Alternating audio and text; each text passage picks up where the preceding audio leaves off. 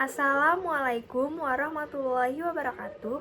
Perkenalkan, kami dari kelas Farmasi E kelompok 4 ingin menyampaikan hasil diskusi kami tentang penandaan D dan L pada senyawa karbohidrat. Berikut nama anggota kelompok kami. Bagian dari karbohidrat adalah polihidroksialdehid dan polihidroksiketon atau zat-zat yang bila dihidrolisis akan menghasilkan derivat senyawa-senyawa tersebut. Suatu karbohidrat tergolong aldehid atau CHO jika oksigen karbonil berikatan dengan suatu atom karbon terminal dan suatu keton, atau jika oksigen karbonil berikatan dengan suatu karbon internal. Selanjutnya ialah penggolongan karbohidrat. Yang pertama ada monosakarida, yaitu gula sederhana yang terdiri dari hanya satu unit polisakarida aldehida atau keton.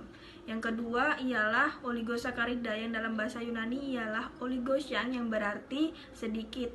Oligosakarida ini terdiri dari rantai pendek unit monosakarida yang digabungkan bersama-sama oleh ikatan kovalen. Kemudian yang ketiga ada polisakarida yang terdiri dari rantai panjang dan memiliki ratusan bahkan ribuan unit monosakarida.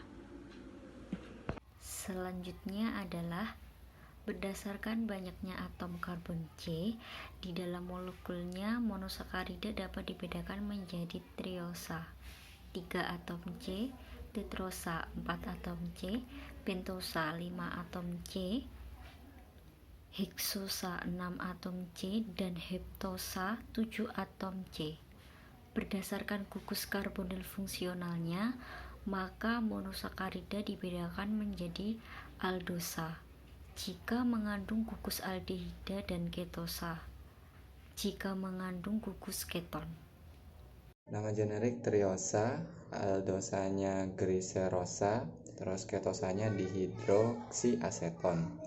Terus tetrosa, nama generik tetrosa, aldosanya eritosa dan ketosanya eritrolusa. Terus nama generik pentosa, aldosanya ribosa dan ketosanya ribolusa. Nama generik heksosa, aldosanya glukosa dan ketosanya fruktosa. Selanjutnya, stereoisomer monosakarida. Senyawa-senyawa yang mempunyai rumus bangun sama tetapi berbeda dalam konfigurasi keruangan dikenal sebagai stereoisomer. Adanya atom-atom karbon tidak setangkup atau atom karbon asimetris atau atom karbon yang terikat pada 4 atom atau gugus yang berbeda pada molekul monosakarida memungkinkan pembentukan isomer optik, sehingga dapat membentuk dua senyawa yang merupakan bayangan cermin dari yang lain. Kemudian contohnya adalah D-gliseraldehida dan L-gliseraldehida, D-glukosa dan L-glukosa. Dua senyawa yang merupakan pasangan bayangan termin tersebut disebut enantiomer dan mempunyai sifat yang hampir sama.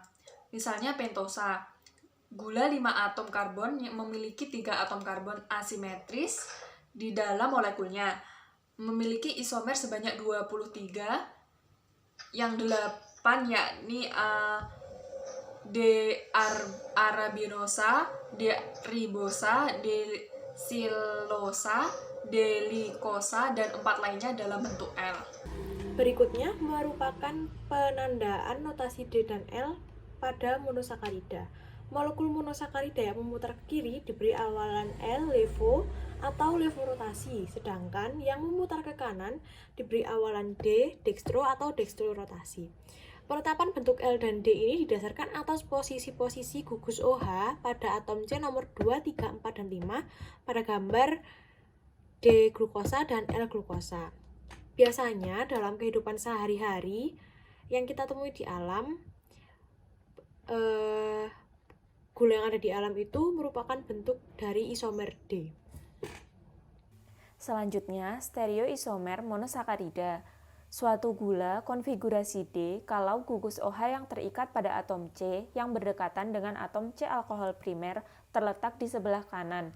Pada gambar bisa dilihat di sebelah kiri, yaitu D-glukosa.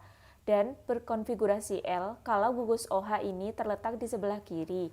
Pada gambar bisa dilihat di sebelah kanan, yaitu L-glukosa. Jumlah isomer yang mungkin terdapat pada monosakarida tergantung pada jumlah atom C yang tak setangkup atau asimetris N, yaitu 2N. Glukosa memiliki 4 atom C asimetris, memiliki 24 sama dengan 16 isomer, yaitu 8 bentuk D dan 8 bentuk L.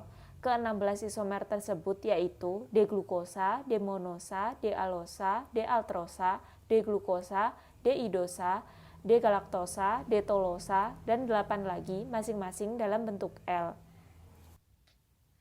Suatu senyawa dapat diberi tanda D negatif, D positif, L negatif, dan L positif yang menunjukkan hubungan struktural dengan D atau L campuran isomer positif dan isomer negatif dalam jumlah yang sama. Tidak menunjukkan keaktifan optik karena pemutaran ke kanan dikombinasi oleh pemutaran ke kiri.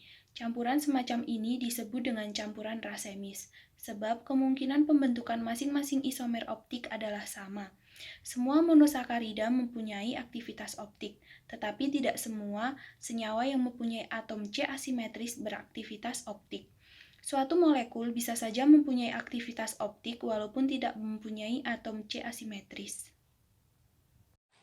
Selanjutnya yaitu stereoisomer monosakarida. Dua monosakarida yang berbeda pada konfigurasi satu atom C disebut dengan epimer.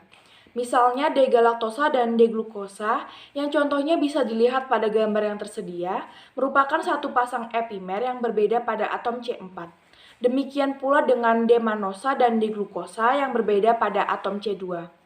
Perubahan suatu monosakarida menjadi epimernya disebut dengan epimerisasi. Sekian dari kelompok kami, kurang lebihnya mohon maaf. Wassalamualaikum warahmatullahi wabarakatuh.